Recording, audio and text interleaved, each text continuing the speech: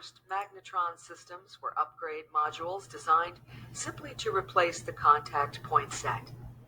As the primary and secondary windings are still used to generate the high voltage used to jump the spark plug, the armature itself is reused.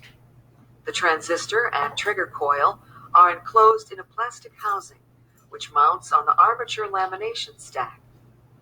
A connection is made to the primary winding, and several ground wires are soldered together. The installer can cut the wire leading to the original contact points and leave them in place, or remove them altogether and install a tapered plug to close off the point plunger hole. The product progressed to a factory-installed module, and finally, to an encapsulated armature. The armature was encapsulated by sealing the windings, trigger coil, and transistor in epoxy, making the armature truly watertight. Early marketing techniques demonstrated this by immersing an entire engine, except for the spark plug, in a container of water and pulling the starter rope. The spark plug would fire every time. Identifying features for the standard magnetron ignition armature are the iron core for the trigger winding and the close-fitting air gap at the rear of the lamination stack.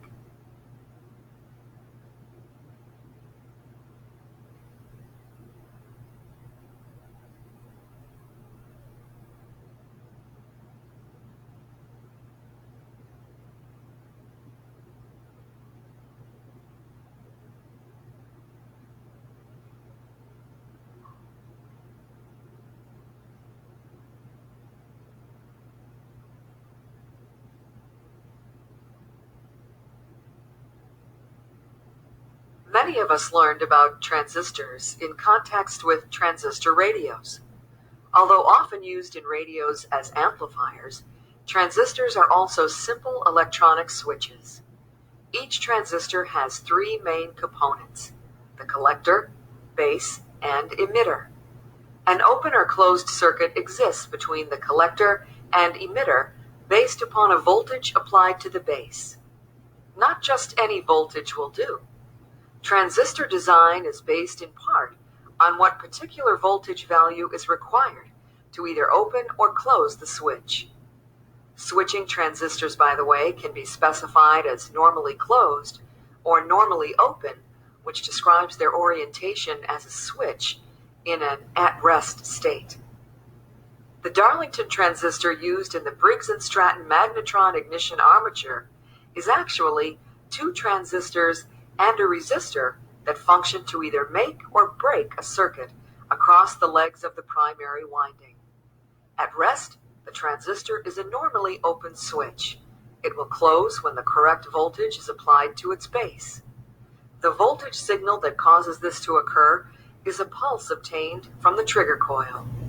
Note that the trigger coil is a winding of wire with an iron core. This device is oriented such that the flywheel magnets move right past the core.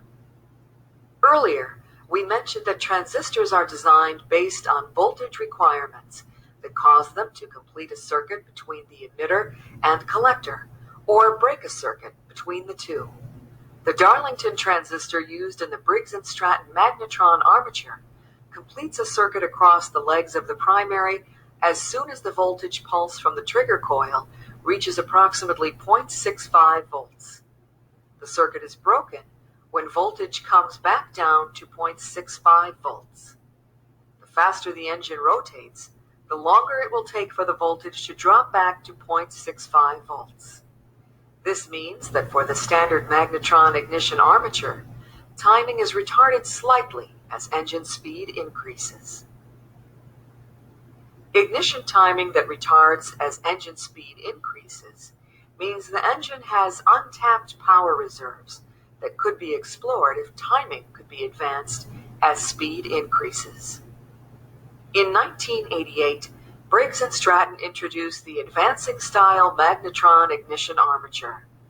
This system supplies a modified Darlington transistor and adds a silicon-controlled rectifier, or SCR. This transistor is a normally closed switch, which means that in an at-rest state, There is a complete circuit across the primary winding. Every time the flywheel magnets pass the armature, voltage rises and falls in the primary.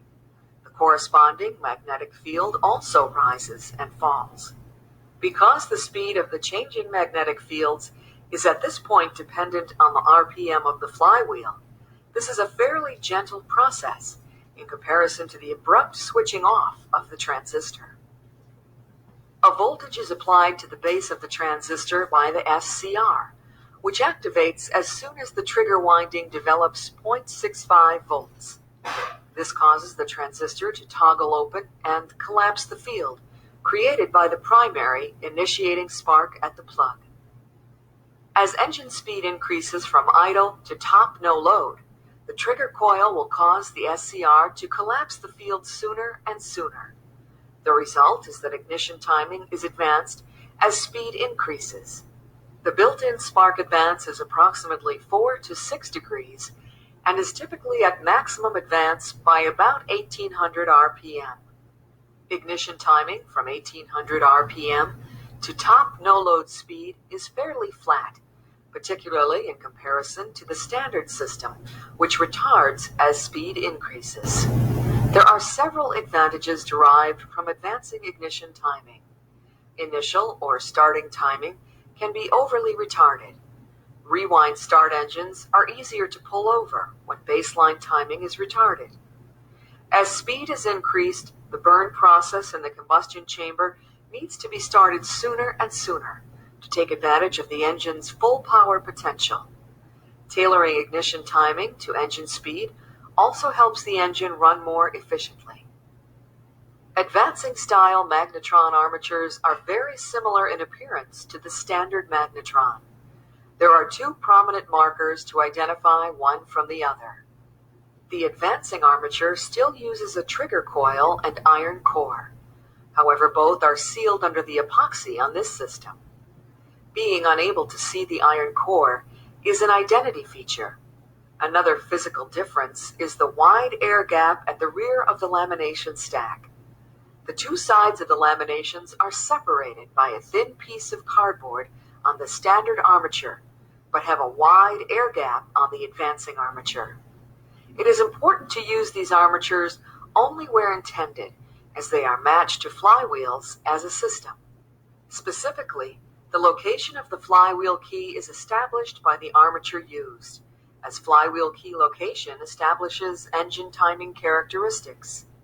Installing an advancing armature in place of a standard armature can result in severe kickback.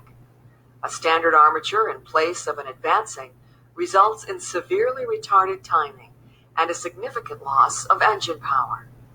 A modified advancing style magnetron ignition armature has recently been added to the line, loosely referred to as the Z-Start armature. This armature has additional turns of wire added to the primary winding to aid in engine starting. The armature is identified by the blue band at the base of the high-tension lead. Armature voltage is dependent on engine speed, particularly at cranking speeds.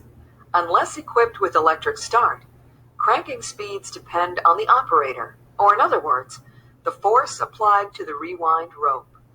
Increasing the number of windings raises the voltage potential in relationship to the force applied to the rope. The original magnetron systems from the 1980s had a minimum cranking speed of 350 RPM. Below this speed, the armature may not function properly. Over the years, the cranking speed requirement was reduced to the current specification of 250 RPM. Briggs & Stratton partnered with Mitsubishi Heavy Industries, MHI, for a number of years to produce the Vanguard line of single-cylinder horizontal crankshaft engines. These engines are equipped with a TCI, or transistor-controlled ignition system. Although the armature looks different than the traditional magnetron module, it is still referred to as a magnetron armature. For a few years at the beginning of the 21st century, a string trimmer type 4-cycle engine called the Force was manufactured by Briggs & Stratton. The ignition system used was another TCI armature. The flywheel and armature were sourced from Phalon. The only adjustment is the armature air gap.